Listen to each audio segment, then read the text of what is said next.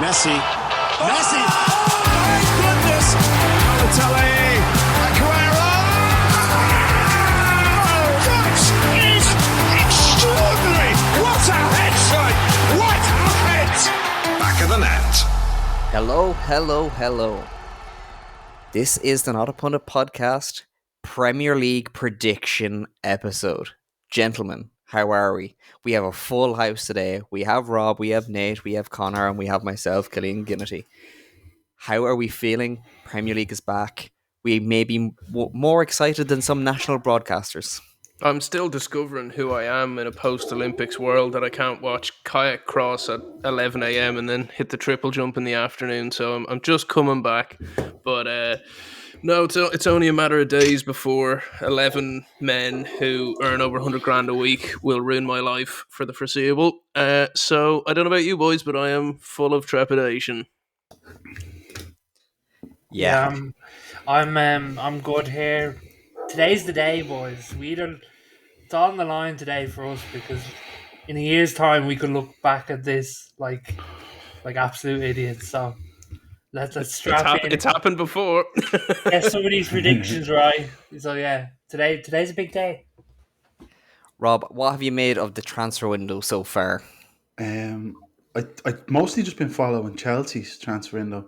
Obviously dipping in Man United as well and seeing how United are signing, and I'm a bit cautious when I see so many Ajax players, because the idea of the Ineos crowd coming in was to stop Ten Hag signing lads that he knows, but we'll give him a break. But it's more just Chelsea and the voodoo nonsense that they're up to, and signing so many players and trying to sell other players, and I was actually thinking to myself, Killian, as a football manager aficionado, your laptop, imagine trying to play Chelsea Save on Football Manager on a normal laptop. It would explode. Your pre-season would last months of actual real life time.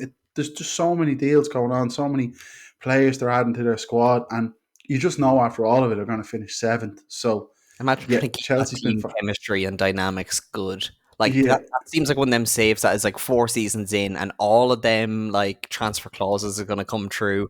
Yeah. All them people that you said, in 3 years' time I'll make you a first team starter, is going to start coming true. It is a train wreck waiting to happen, as is our predictions. So I think we're going to keep things reasonably abridged. We're not going to do the full table. I don't think we need to embarrass ourselves that much, but what we will do is we will go with our relegation candidates first and foremost. Conor, 18, 19 and 20. Who'd you got? I think it's where they finish will be harder, I think. I do think Ipswich are nailed on to go down. I don't think they'll finish bottom. I'd like to think they'd have a good go, so I might go Ipswich 17th. Oh, it's 17th. Hard outside that. I think I'm going to have to think about this one, boys. Who are you saying 17th? I think Ipswich definitely, and then I think that Leicester will probably go down. It's a bit of a mess at the moment, and they haven't really signed anyone. I think they might be getting Zaha on loan, but they're kind of scratching around that loan market because they have financial restrictions as well, and I think probably Southampton maybe might go straight back down again. Southampton or Forest. Leicester is the tricky one for me because they're on the tip of my tongue as well, but it could go either way with them, I think. I think it's really, really hard now. We're not doing 17th, we're doing 18th down, so it's only those that are going down. Although I think 17th could be one of the most entertaining positions this season. Nate, do you have any thoughts? Yes, I have my 18, 19 and 20. So my 18th place is Fulham. Fulham going down. Jesus. My 19th place I see Southampton, and last I see Leicester City. Ooh, Fulham shocks me. I see Ipswich staying up, probably 17th spot. Just pipping Fulham to that spot. I think one of Leicester or Ipswich gets 17th, but of my 18, 19, 20, if I really had to go with it, I'm gonna say, Leicester. I think you're right with Southampton. Fulham is a real rogue one. Who Forest? Do you think Forest have just been clinging on for long? Yeah, I think Forest are. I don't think they're nailed on, but I think they're going to be pretty damn close. Like, I think it'll be a toss up between Forest, either Leicester or Ipswich, and Wolves. I think Wolves. There's just something about them. They kind of seem to be just edging on the last couple of years. They haven't progressed. So I think Southampton will probably be rooted to the bottom, which is really, really sad as an Ireland fan, because I think Bazunu is going to get a lot of blame, and I worry for his confidence. I just don't think. I think they're still a championship squad. Like I could see Forest being second last. It's one of them kind of seasons.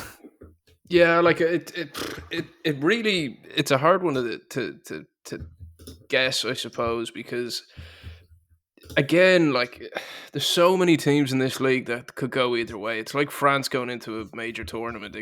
You could go out in the groups, you could win it. Like I'm not expecting Leicester to come back and do anything like that famous season, but it all hinges on people like Vardy, and his legs are probably gone. They haven't really brought in anyone.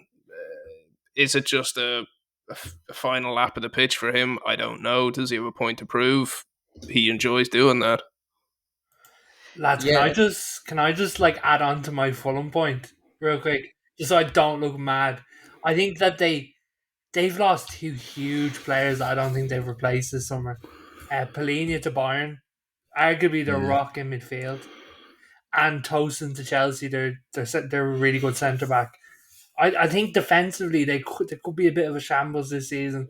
They haven't really brought any players in to replace them two, and to be honest, the only player that's really stands out coming in is Smith Rowe. But like to me, they already had that attacking mid spot filled with Pereira. So like I'm a bit confused where they are. So to be honest, I'd probably pick Forest being a bit stronger than Fulham this season. I don't know. United hung on there for a good while with two dodgy centre backs, so they might be able to hack it. We'll see. But that's my thinking behind it anyway. Like I think with Fulham, I think they have a reasonably strong squad overall. They have brought in a Spanish lad in centre defence, and then I think they got a really astute signing in Ryan Sessegnon on a free. I thought that was clever business. He's had a really, really tough spell at Tottenham. But it's huge potential in there. Yeah, he's just mad injury prone. Yeah. I think Forest with another summer of, in a relative sense, a lot of transfers in and out. It's just a calamity waiting to happen. If you look at kind of who Southampton have bought, they've bought in lots of reasonably young guys. I wouldn't say they're all very young, but they're all reasonably young, apart from Lallana coming in for a return. But they kind of seem to be more building for a strong championship go next year. With Barrett and Diaz, I think going to be very, very entertaining. But Opta, looking at what they have predicted, Southampton is 28% likely to finish 20th. Ipswich is 21% likely to finish 19th, and Leicester are 16% likely to finish 18th, but all of them are over 20% likely to finish last. So it's not looking good for them. No. What's your thoughts on Ipswich? I think it's a free hit for McKenna. I'm kind of.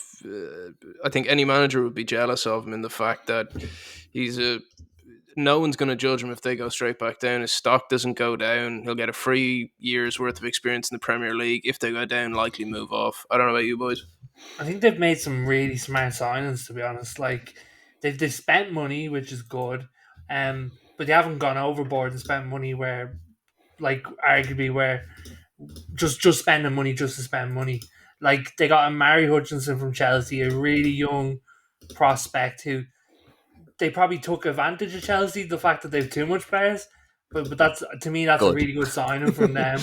Jacob Greaves from Hull is apparently a very promising centre back, so he's going to be taking a step up to the Premier League. I think that's a promising signing.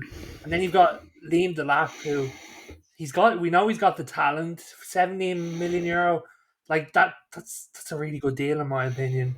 That deal excites me because I think it's good for him to get out of the city kind of world and actually just kind of cut his teeth a bit more and see where he goes. Yeah, and Murch, the goalkeeper from Burnley. So like they haven't bought crazy amount of players, but I think they've added nicely to the strong squad that they had coming up. I think Ipswich are this year's Luton. They'll go down, but it'll be to the wire. Yeah, I that's why I think it could be a little bit of a coin flip. I think one or two results going the right way for them, and it'll be enough. I think there'll be a team worse than them, potentially in the run. And the likes of a Forest, I think, could be an absolute calamity. I think Wolves will probably realistically hang on. Forest deserved to go down last year, so they're on borrowed time, Yeah, I think they'll outplay a lot of the lower teams as well, just style wise. Like from what McKenna, what he's brought in, they've got a very defined style for a long period of time. So I think if they can keep that style, at least in the smaller games, I think that could come to work well for them. Robbie, what are you saying on Ipswich? I think they'll go straight back down, but I don't think there'll be any shame attached to it at all. I would say Wolves could get sucked in because they have. I was looking at the form table from last year, and the last 8 games they were third bottom. They only had 4 points, so they're not. And they lost Neto, who when he was fit was their best player. So I think Wolves will get sucked in, but I'd say Leicester, Southampton, and probably Ipswich will be going back down. I think one of the things with Ipswich though is like, I think they're not going to be a Burnley. I think they play decent football, but they play football that's better than the sum of their parts, rather than relying on some good players in a league that was below them players' quality. If you know what I mean. I think Burnley could have had a chance if Company was willing to change his style at any point, but he didn't. No, but that's what I mean. It's like I think McKenna, like his style of football is built on team cohesion rather than relying on good players. And when them players are in a league that's actually as good as they are, they're not going to falter. Burnley did very, very well in the Championship because they had players that were above the Championship level. Ipswich don't have Premier League level players, but they're going to play in a Premier League at a Premier League level because they're going to come together as a team because the system should work. I think Liam Delap is going to be interesting because I think he could be the new Kelechi Iheanacho. Okay. Yeah, that's a throwback. Just because, like, he makes the same move. I don't think he'll ever be the guy. But I think he'll be just one of them strikers that will have a very solid career. And he'll be a guy, not the guy. Yeah, like, he'll be one of them, like, he won't go down as a legend, but he'll be a very, very solid servant. Plus, he can play out on the left. We're going to move up the table now and go for the top 6. Rob, who are you saying? I'll go in reverse. From 6, yeah. We start from 6. So I would probably say Newcastle. I think they'll be roughly around the same. I think they'll be better than Chelsea. I think Villa might find it hard with Champions League matches, and there's more Champions League matches than in previous seasons. So I don't think Villa will be up there again. So I'd say Newcastle in 6th. This is the one I'm not sure about, but I'll go with probably United 4th and Tottenham in 5th. I think Spurs. I like Solanke. I think he's a really good player. And I wouldn't have rated him when he was at Liverpool, but he was young though. Yeah, and then I had him in my fantasy team, and then you have players in your fantasy team, you start looking at them more. If you're watching Match of the Day or whatever, or you're watching a game, you're like, he actually is a really good player. So I think he's a good fit, and I think he's much better than Richarlison. So I think Tottenham will have roughly thereabouts the same. I think United will be roughly the same. I'm still not convinced by Ten Hag, but I don't think the players that he brought in are going to push them on any further, and there's still no striker, and so I still don't think Højlund is good enough really. So he's not. He will be good enough at some point, but he's not yet. I think Liverpool will be roughly the same. It's quite boring actually. Then Arsenal 2nd, and then Man City top, unless they get relegated through the trial that's going to come up or the hearing. So, but I think it'd be more the same. And I do think if anyone's going to break the top 6, like the way Brighton might have in previous seasons, this is gonna sound crazy. I can't believe I'm saying this, but if they get no points deduction, I think everything could do well. What? Last season only Liverpool, Man City, and Arsenal kept more clean sheets than everything. So how high do you think they can go? I think they could be top 8 definitely, but that's not in the general scheme of things. It's not a huge shout, but the rest of it is so predictable that I could see everything going from wherever it was 15th to 8th. But that's the only wild shout I kind of have. Otherwise, I think it'll be business as usual. I don't disagree with you, and I think again this season's going to be more exciting. Like the 4th, 5th race has kind of been the main exciting point, to be honest, throughout the last couple of seasons. Like for me, I don't think you're too far wrong. I think I'd like to see Newcastle get 6th. I think it'll depend on injuries. If I'm honest, I think it'll be between us and Villa for 6th. Hard to argue with you on the United kind of Tottenham one there. I do think that's going to be the jostle for 4th or 5th. I might throw the spanner in the works and say United go 5th with Spurs in 4th. Then I think top end of it, I think it's going to be the same old thing all over again, to be honest, in the top 3. Right, Nate? Okay, lads. Okay, so I have Newcastle 6th. I've got Spurs 5th. I've got Liverpool 4th. Ooh. I've got United 3rd. I've got City 2nd and Arsenal win the league. Oh, wow. You are going full of going down Arsenal win the league. You are going big, my son. I'm going to say that United's downfall this season, I'm not saying they're going to win the league or whatever, is the Europa League. I think we have a good chance to win the Europa League this season. I think we love a good cup run, the FA Cup now. So I can see us doing well in the cup competitions. I think 3rd, I'd be happy with that. But yeah, I see Arsenal pipping City in the 3rd time. So. I can't see it. I just don't think they have. I think they're. I honestly think Arsenal are like Rory McIlroy, and I'm not throwing shade at them when I say this, but there are athletes and teams out there that have a killer streak about them that need to get to that final gear, and it's something McIlroy doesn't seem to possess anymore. And I really think Arsenal are not. And I don't mean it in the usual bottle job like Spurs, but I just don't think they have that streak. It's the big game. Sorry, Nate. I just can't see them beating City. Yeah.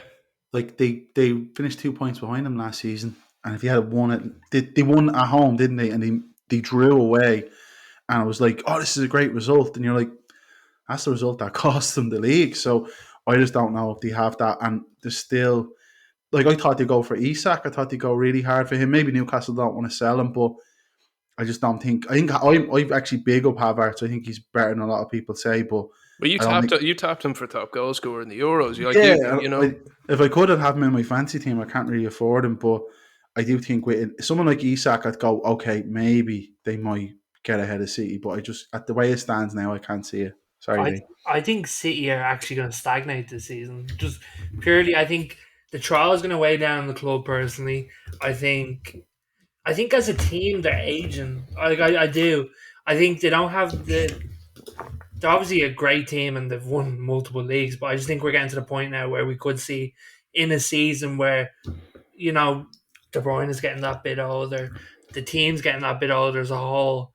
I just think the opportunity is there for Arsenal to do it. My only thing with De Bruyne is I know he's kind of on the back nine of his career and he's not the same guy, but I think Rodri's taken up that mantle in the middle. Like that man does not lose football games. Well, he's been starting to lose them, so. But I just think that team, I could see them faltering this season. I don't know why. And then, lads, I don't know about you, but I think Liverpool is a team in a scary position. I think as a club, they're making zero signs this season. Apparently they're not even going to go back in for another number 6 after failing with Zubimendi. Lads, they could be walking out of this window with a 50 mil profit. The amount of people that have rejected Liverpool in the last couple of seasons is mental. They've got three huge players that are looking like they'll be leaving next season. It's like I don't know. I'd be very scared if I was a Liverpool fan. What are you saying, Robbie? I think they're going to be better. I think the emotional energy of Klopp was too much last season, and I think it's good that they have a manager now who, from what I haven't seen a lot, but what I have seen, a few clips and what I've read, isn't going to be as high intensity, high pressing. I know Liverpool won the league playing that way, but it's very difficult to ask guys like Salah now, who's 32, and Van Dijk is 33, and just players who've won a lot, like Trent or whatever. They don't want to run around like that the way they used to when they were younger. I actually think this new guy, with a new focus and not being as much of a big figure as Klopp, I think it's going to help them. And I know they need a midfielder, but they always have been very good in the transfer market. Other than Darwin Núñez, who is a cabbage. Like I'm sorry, I'll never think anything otherwise. The guy is absolutely terrible. I shouldn't be disrespecting calling him a cabbage, but I think he's brutal. And I think the sooner Liverpool just move away from wanting him to be good, the better. But I actually think he might be better from just not having Klopp there, because it just won't be as intense. And I think just holding on to the ball a bit more and just dominating games a bit more and not pressing like maniacs, I think that might actually help them this season. I think someone like Jota could have a really good season. Can we just appreciate the shithousery from the Premier League of giving them the 12:30 kickoff in their opening game? It is just sensational. It's a little ode to Klopp, you know. What are you saying, Killian? What are you saying about Liverpool? I think Liverpool are in a really, really bad position. I think they're aging out a lot of their squad. They might be losing Luis Diaz to City, apparently. See, I heard this, but I just don't understand why they do it. Like, if they're making a push, like it doesn't fit for me, you know. Also, the way they've been playing in pre-season has been interesting, not effective, I would say.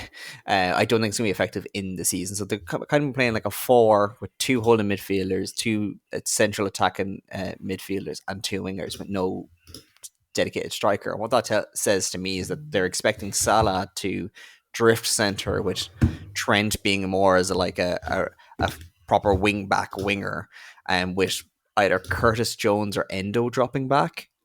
So I actually have them in 6th. I actually like that more. Sorry, kid. I like that Salah's up front. Or like, I remember last year watching them, Salah was out on the wing and Darwin again. I don't mean to pick on him, but the ball kept getting passed into him and he'd lose it, or he'd misplace and the move would die. So I don't know. I'm not down on Liverpool. I actually think they're going to be stronger. I don't know. I think there's just a little bit too much upheaval, not enough freshness in the squad, and it's a new way of playing that I think they're going to need a season to bed in under Slot. Which I think they'll give them. As long as they don't finish something ludicrously low, I think they'll be fine with that. Like if they can get 6th signings as well, yeah, that's great. I think if they got 6th in his first season, that's good. As far as I'm concerned, with the way the Premier League is now, that is good. In 5th, because I've been impressed by their signings, is Villa. It wouldn't surprise me. Like, they have the potential. Just everything needs to go right. Yeah, but I think there's worse teams than them. I think Liverpool has enough problems to suggest that they might drop down that little bit. I don't think Tottenham are going to get top 6. I don't think they're strengthened enough. I think Solanke is Soldado 2.0. No. The fee on that is crazy, by the way. Like, we can say what we want about how good the player is, and like Solanke probably could be merited to come into a top 6, top 4 side and be the main man, but like Spurs have this thing where they buy good players for ridiculous prices. Like it doesn't make sense. Like, I don't understand it. It's like, I don't even look, Nate. Like, Man United probably ruined that, like buying Højlund for 80 million or whatever it was, and like he's such a junior player. So anyone else goes into the market, they're benchmarking against that deal. And Solanke's probably about 50 Premier League goals, and he's played once or twice for England. That's enough to get you up to 50 odd million. You know that way. Like, it doesn't take much now. But is that who they should be going for then? Do you know what I mean? Like, yeah, like I don't know who else. Like, you get someone younger and they might not be guaranteed. You can go the Chelsea route and buy lads like that they've scouted, like, and they might come good, like a Nicholas Jackson or something like that. And it turns out they're not good. Or you can buy someone like Darwin for 80, who's not good, not up to it. Højlund, who may be good. I actually think Solanke's probably a better bet than a lot of those players. Would you take? It's around the same price. Would you take Olmo or would you take Solanke? Oh, I take Donny Olmo definitely, but I don't know if he's a centre forward the way Solanke would be. Like, and Spurs didn't really have that last season.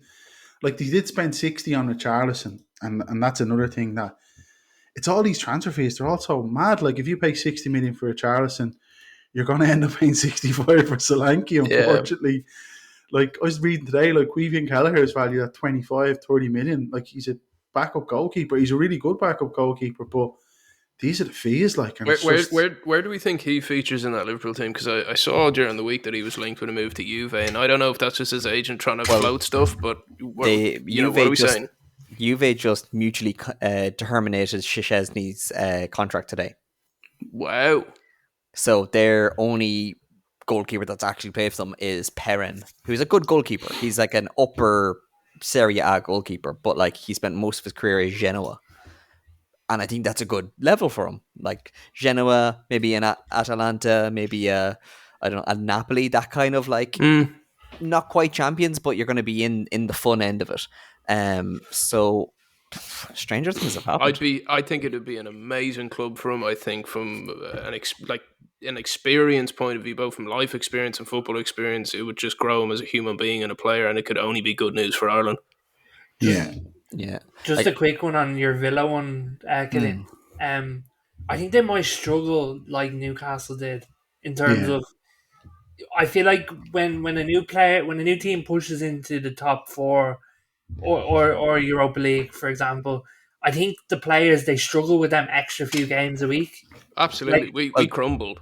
Well, see, this is the thing though. They've bought a lot of players, and they already had quite a big squad.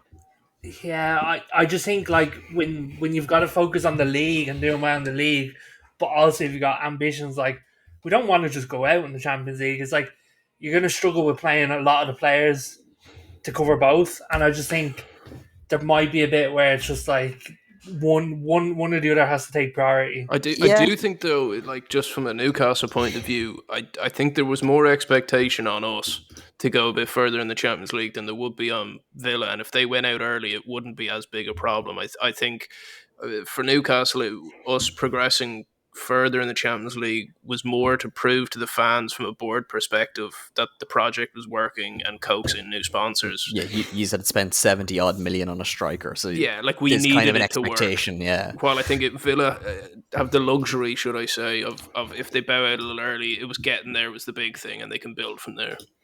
Yeah, I think United will be fourth. I think United. I think they still need another season. I don't think that the finalized team is there yet, but they do bring me onto something that's really, really interesting. And you kind of mentioned it earlier in the Solanke talk, or Soldado 2.0.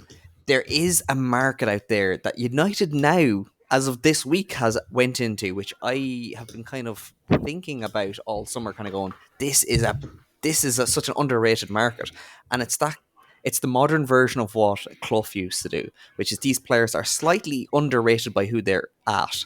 Instead of trying to get these players with big potentials or anything like that, De Ligt, Bayern didn't care about them. They kept trying to replace them for 3 years. Like as soon as they bought them, they tried to replace them. Now United are getting them on a very, very good fee. That's the bargain of the window for me. Yeah, like it's very, very astute, and I think there's a lot more players out there that like the likes of Tottenham should, instead of going and spending 65 or 60 on Solanke, go and find a player that's just been underrated by their own team, that they're kind of just a little bit like meh about, and pick up a great signing like Mazraoui on under 20 million. Like he's injury prone, he's 30 or nearly 30, but like that's still ridiculously good value. I don't know. I feel if you can't get into the Bayern team ahead of Eric Dyer, that's my big red flag with De Ligt. Like I remember, I actually think this guy is like John Terry or something. He's the next big Premier League, or next big player, next big European star, and it just really hasn't worked out for my Juventus or Bayern. And like it's like if he works out, it's a brilliant deal, but there is that question: like, is he like Eric Dyer on a free transfer is ahead of him? I do think it happened too young for De Ligt, and I think he had a series of knockbacks that he wasn't able to recover from. Yeah, like if his career had gone to plan, he's not playing for United now. He's playing for Real Madrid. And it just doesn't seem to have worked. I haven't seen any of Lenny Yoro. I don't know when he'll be back. That's definitely one for the future. Like, and obviously United need more players in centre half. But otherwise, I thought there'd be more exits from United, other than Wan-Bissaka. I thought they would start getting rid of McTominay, Casemiro, and then using those funds to bring in even more players. So I don't know if it's been. I'd probably give them a C for what they've done so far. I think though it's down to wages, man. Like I think you know when you've got most of your like the likes of a Lindelof on 120 grand a week, like no one's buying him to take that on. What Harry Maggs is on, what, close to 200? No one's taking that. Casemiro's on high threes. 350. Sancho in the same world. Like I mean, I think you'd be able to sell the personnel. I just don't think anyone can afford them in the current climate. I like, as Killian said, and he mentioned about this secondary market, is like, I think United have done really well going into a market that people know that they're changing their tactics. Yeah. Like De Ligt, like this deal's like on paper, this deal's insane. Like this guy, Bayern fans don't want him to go. Like literally, Bayern fans do not want him to leave. 60,000 people signed a petition to keep him at Bayern Munich. Like he his is own liked. fans don't want him to leave. Like we got him for $9 million a year for the next 3 years. Like to me, that's an unbelievable deal. Mazraoui, he's a right back that comes in that will probably be behind Dalot, but he matches more of Dallow's style than a Wan-Bissaka does. It's no more two extreme ends of a right back. I think that's a very smart deal. I was about to say, did I see Bissaka just left? Yeah. Wan-Bissaka basically paid for it. Lenny Euro, he's now going to have a couple of years to sit behind De Ligt and Martinez and learn the trade. I think that's a really smart deal as well. I think he did overpay for Lenny Euro, but what you underpaid on De Ligt kind of evens it out. Let's just put De Ligt's transfer fee into context. About €45 million. That's the same fee that Aston Villa paid for Ian Matheson, who has 28 appearances in top leagues. Yeah, when you put it like that. He's like 12 Premier League appearances and something like 16 in the Bundesliga. I have to give it to United, and I don't know how much of it is Ashworth or, you know, just United with cleverer people at the top now, but it's the best I've seen y'all operate in a good 8-9 years. It's just the 7 years beforehand of squad building that you just have to deal with now. There's talks tonight that we're looking to swap Sancho for Ugarte at PSG. To me, that's a smart deal. That'd be amazing. To me, that's a smart deal. You get a huge wage off the wage book, number one, and you swap out a problem child for a position that we're in need of bringing. To me, like, if we get Ugarte and one other, I'd probably want a left back as well, because our left backs can't stay fit for the life.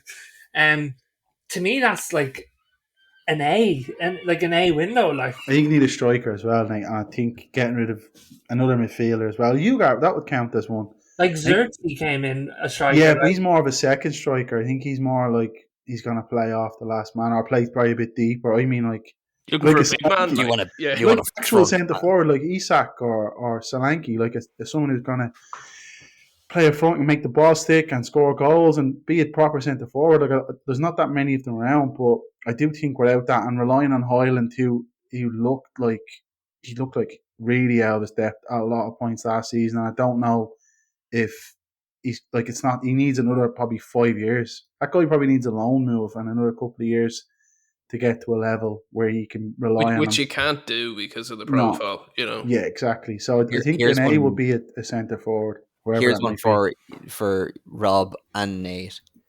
If you could get him for around 30 million, which I think is in and around what they would take from now, would you take Ivan Toney? I don't like his attitude. I wouldn't actually. I'm there crying out for a centre forward, but there's something about that guy that just bothers me. I agree. Yeah, Nate? I'm not a fan. Lads, I'm actually like in the camp that I'm satisfied with our striker options going into this season. So you wouldn't take him for 30? No, I wouldn't. I think he'd be a cancer to the team. I think if it persisted where we were like, oh, we need a number 9 next season, then I'd rather just have that 30 million go to that. But I'm happy enough to go in on a season that we've rebuilt. We've, in my opinion, had one of the best windows probably in Europe, bar a few. I'm happy to go in with these two strikers where they're going to get a load of gains over the Premier League, Europa League, and the cups. Like, I'd say let them battle it out for the season and see if we need to address that going into next season. I think it's a big statement saying you've rebuilt. You're rebuilding. Let's see how you go. Like 6 players though, like that's for you guys. It's not enough. I mean. Yeah, you've just been traumatized, Nate. Like, this is but you've been starved, and now you're like, oh, Jesus, this stale bread isn't that bad. Like, the positions we bought this season. What other positions do we need to bring in? No, like, listen, it's been a lot better, and it's been good. But I do think the centre forward's a big gap, left back is a big gap, and another midfielder, and that's not even to go. Oh, now we're ready to win the league. That's to go. Let's solidify. Let's make sure we get top 4 now, because. Like Ten Hag is a kind of a cup manager, you know, he always go far in the cups, and he doesn't rotate that much, so there is a lot of pressure. There was a lot of muscle injuries, not injuries last season as well. So I think he needs a big squad, and I just think there's a couple of areas that there's a gap. Like, and you look at, like, there's Newcastle, like, they rotate between Isak and Wilson, or there's Ollie Watkins for Villa. Like, they don't have a centre forward even near any of those guys. Like, Isak's been coming up in a lot of kind of conversations we've had today. I really think we've probably got one more season with him. Yeah, unless we move mountains, he's going somewhere else. I don't know where, but it ain't us. I hope to God I'm wrong, but like, I don't like Isak doesn't like. I'm not like, get me Isak at United now. Like, I'm really not.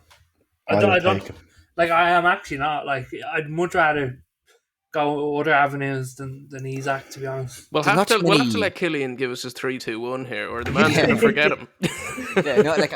Luckily I did write them down. I think with the Isak thing, I don't think there's actually that many strikers right now that you're like, oh, I need him anymore. Like, there isn't quite that. Like, when you have Solanke getting 65 million, imagine what Callum Wilson would have got when he was coming out of Bournemouth. Like, yeah, like the market is just a bit insane.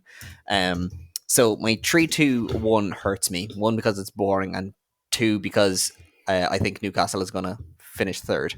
What? I think I don't think they've. I don't think it'll be a convincing 3rd. I think they'll scrape it. But yeah, I think they were very strong. That was not my bingo card for this episode. Jesus Christ, I did not expect anyone to say Newcastle finishing top 4. Yeah, like don't forget to have Tonali coming back in August. So, like, he's going to do something. We probably put a few bets on all the summer score. I don't know if I'd bank on that. A lot of free time. But, like, they have Anthony Gordon, who's coming off the back of a very good summer. He's confirmed Lewis Hall, who I think is a very, very astute signing. I think he's been poor in the window. I think he's kind of missed out on Minta, who's gone to Brighton, as recommended by Mr. Jonathan McKinstry in our interview. But, like, Livramento is he's 21, 22 now. He's going to start coming into his own. I think if he could replace Trippier before the end of the window, that would be really, really good. I think we need him from a leadership perspective. Set pieces. No, when I say replace him, I mean just like have somebody actually in the squad. Yeah. I don't mean get rid of him, although I would, because I don't particularly like him as a human. But like, I don't think Kraft is enough as a backup. I'd agree with that for sure. I think you've got another centre back. That'd be great. And other than that, he's a pretty damn solid. Our window's been weird, man. We're going for Gahey, aren't you, Newcastle? Sorry. Yeah, but we've put in 3 bids. None of them are happening. Dougie Freeman was quoted today as saying that he's a superstar, so you have to pay superstar money. Yeah, I don't think what's superstar money for a defender these days, though? That's like 80. 70. Yeah. 70, 80. Again, Harry Maguire went for 80 and yeah. He wasn't the kind of driving force of the market shift, but he definitely was one of the main ones. Yeah. Yeah, like, but I think other than that, yous are pretty strong. Like, the fact that yous now have Isak in a position where he is the key man and Wilson can just be your Jamie Vardy. Yeah. Like, that's very good for yous. I think if yous don't go far in the Champions League, yous will make a very good Premier League push when others aren't. And then it's Arsenal second and City first. I think Barnes is a good player to come back as well. I like him. Yeah, he'll be good. Like, I don't know how I feel on him. I think it's more just when we got him, I was kind of a bit like, all right. You know, I don't know if I've kind of got over the kind of meh of that transfer, but he has got talent. But are you saying City in first, Killian? Yeah, I think this could be the last season of dominance, because I think this could be the last season with Pep. So yeah, I think Arsenal haven't strengthened enough, and like I think they're a team that needs a centre forward. Like with Jesus being out for as long as he was, and him being a glorified winger for half of his career, I don't think he's ever going to be the main man. But I think he scored a lot of goals, and if you're relying on Havertz after him, that's not a good place to be. I think they should just bank in on Nketiah. They're not doing anything with him, so just make the money and then go and spend it on somebody else. I'd heard Nketiah being floated around for somewhere. Bournemouth, apparently. That'd be a good signing. Like I think he could be a very astute, relatively cheap signing. I think if you get him for 25-30 million, that'd be great. Like Brentford should get him instead of Ivan Toney. Yeah, I mean, I really hope you're right with the Newcastle call, and you're actually giving me a bit of hope. But that'll be smashed at the weekend, I imagine. But what is our wild card call in our Premier League rankings? Nate, are you going to say Fulham going down is your wild card? Can't think of anything more shocking than that. I'm going to say mine is, I don't think Chelsea will finish above 8th. Oh, I like that. Mine is Everton top 8. I know it's not even that big of it. Yeah. I suppose it is. Yeah. But like I just think I think Dyche a really good manager, and I think they're a lot better than probably people would realise. And as long as he's the manager, I think they'll do well. And it's the last season at Goodison as well. Do you forget that actually? Yeah.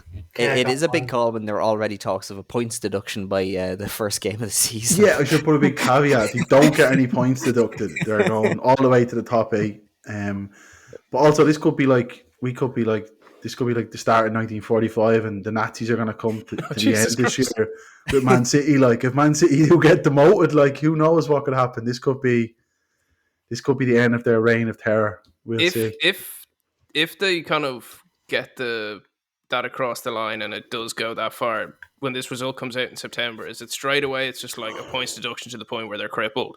I think it's a 10-week hearing starting in September with a verdict expected in early 2025. That'd be a nice New Year's present. Yeah, like, so it might not be an instant.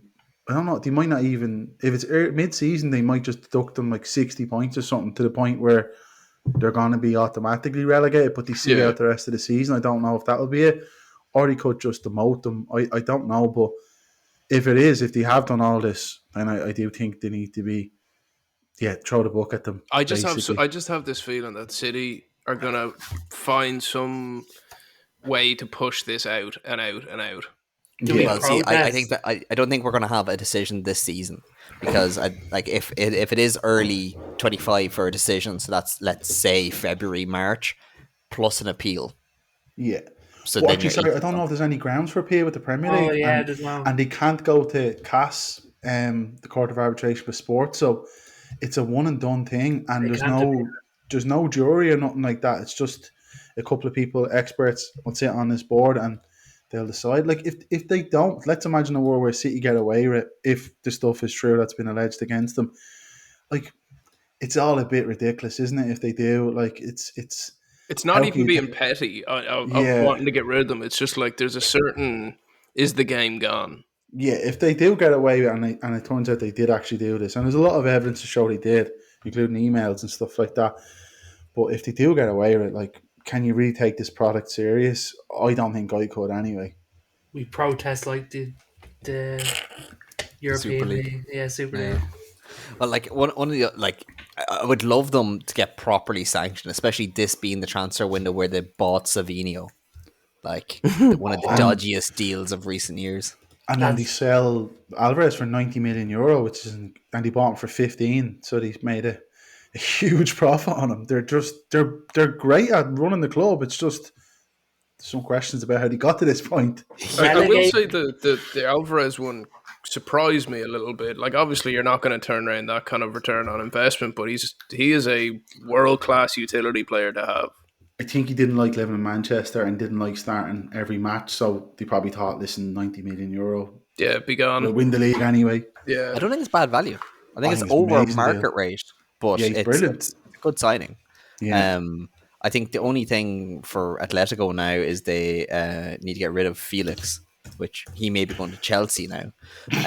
And they just need a sponsor that is actually flying airplanes. Yeah. Considering that they have, what is it, Riyadh Air that isn't going to be Riyadh flying Air. until 2027.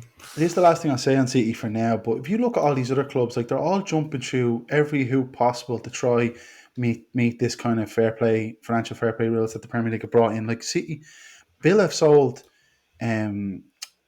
Douglas Luiz to Juventus, who was one of their best players last season. Moussa Diaby's gone to Saudi because you have to balance the books. Yeah. Like, meanwhile, Erling Haaland's on $1 million a week probably, and City can just pull out another sponsorship deal from Abu Dhabi every day of the week if they want. So it's.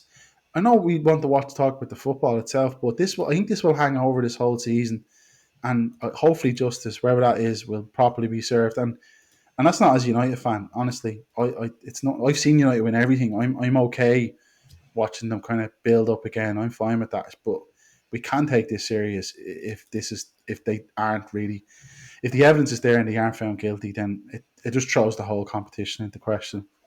For sure. Gents, quick fire. We're going to go around. Golden Boot. Connor, who are you saying? Oh, good God. Why did it have to come to me first? Quick fire. 5, 4. Haaland. Rob. Isak, why not? Nate. Haaland. I'm saying Haaland. It's just too obvious. Most assists, Connor. Palmer.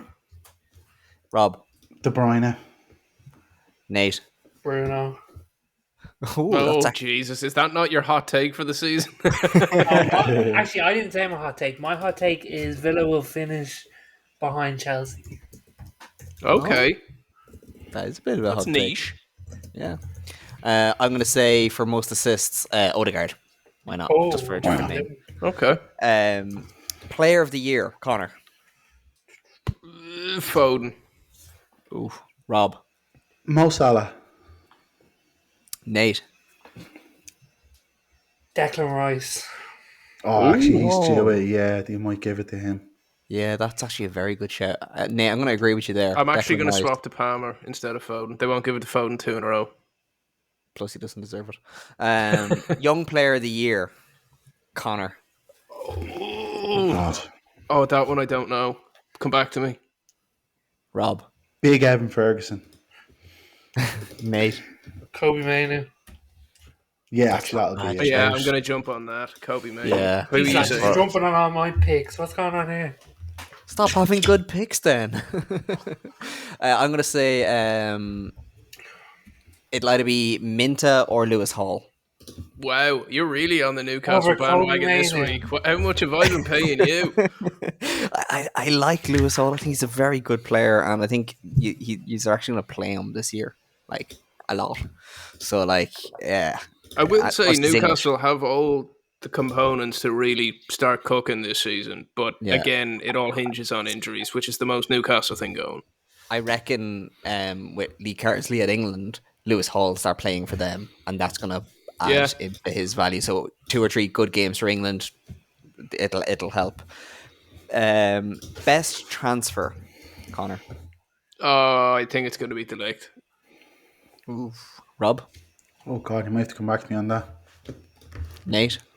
The Lake, I just think money wise it's too good. Yeah, well, the only thing is, are we taking money into account, or is it sheer just I new just player think coming to a team?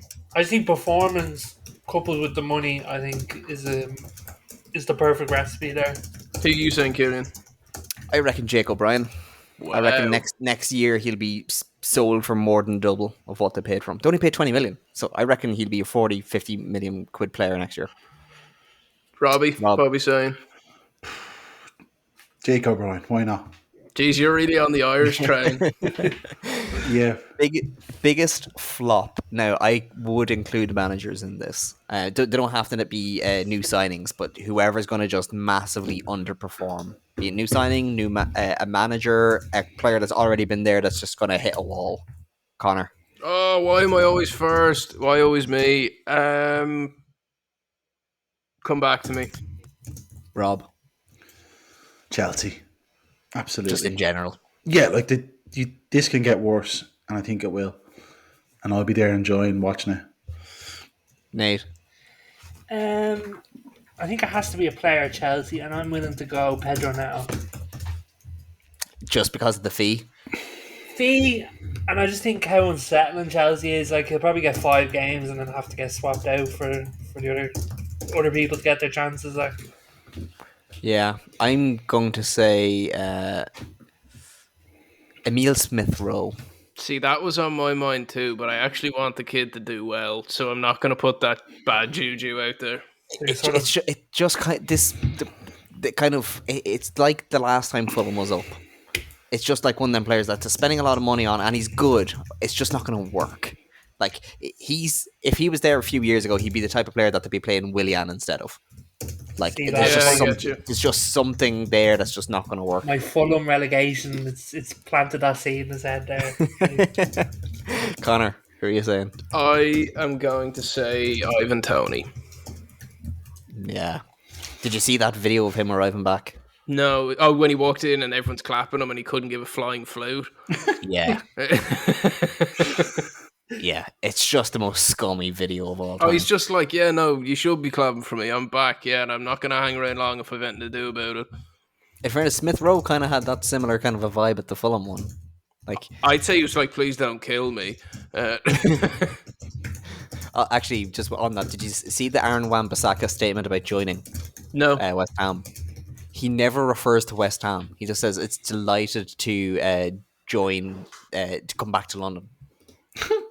It's absolutely gas. He's wanted to get Eddie and get out of Manchester and back to London for since he joined, basically. He's not the only one. I've wanted him out and gone as well. He's good riddance now. Top 5 worst United signings. Yeah, I'd agree. Right, gents, we will leave it there. That is our predictions for the Premier League. What we will do, though, we will come back for a very quick hit later on the week with our final Premier League fantasy teams. How does that sound? Sounds good. Another year of me forgetting about my team after about 6 weeks, but we'll give it a go. And we do have a Not A Fantasy League for the Not A Pundit, so it is on our socials. We'll share it again with this episode. My thanks to you, the listener, and to the boys for joining me, and we'll chat to you next week. Bye-bye. Messi. Oh my goodness! Balotelli.